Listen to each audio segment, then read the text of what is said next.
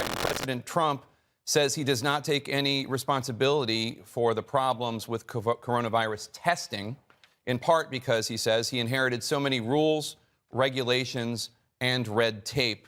Did bureaucratic red tape hamper this response in any way? No, look, the World Health Organization offered the testing kits that they have available and to give it to us now. We refused them. We did not want to buy them. We did not want to get them from them. We wanted to make sure we had our own. I think he said something like, we have the best scientists in America, or something to that effect. The idea that we are not prepared for this and the other thing I want to point out, and I agree with Bernie, we're in a situation where we have to now be providing for the hospitals that are going to be needed now. The present system cannot handle the surge that is likely to come.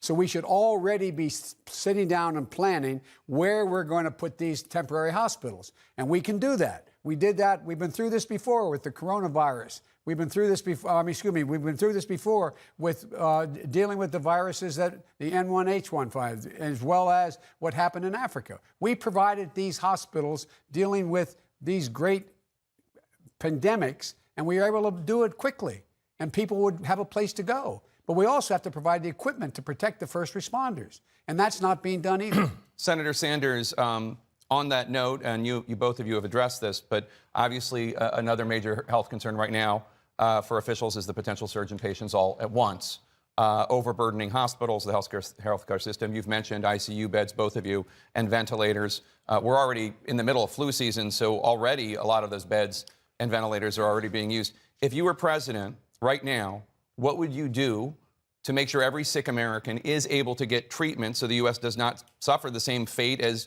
Italy, where doctors have to decide right now who gets life-saving treatment and who does not? Jake, let's be honest and understand that this coronavirus pandemic exposes the incredible weakness and dysfunctionality of our current healthcare system. Now, we're spending twice as much per person on healthcare as the people of any other country.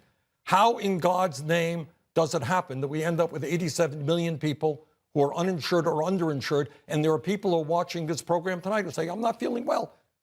Should I go to the doctor? But I can't afford to go to the doctor. What happens if I am sick? It's going to cost thousands of dollars for treatment. Who's going to feed my kids? We are the only major country on earth not to guarantee health care to all people. We're spending so much money, and yet we are not even prepared for this pandemic. How come we don't have enough doctors? How come hospitals in rural areas are shutting down? How come people can't afford to get the prescription drugs they need because we have a bunch of crooks who are running the pharmaceutical industry, ripping us off every single day? And I'll tell you something right now. In the midst of this epidemic, you got people in the pharmaceutical industry are saying, oh, wow, what an opportunity to make a fortune. So the word has got to go out, and I certainly would do this as president. You don't worry. People of America, do not worry about the cost of prescription drugs. Do not worry about the cost of the health care that you're going to get, because we are a nation, a civilized, democratic society. Everybody, rich and poor, middle class, will get the care they need. The drug companies will not rip us off.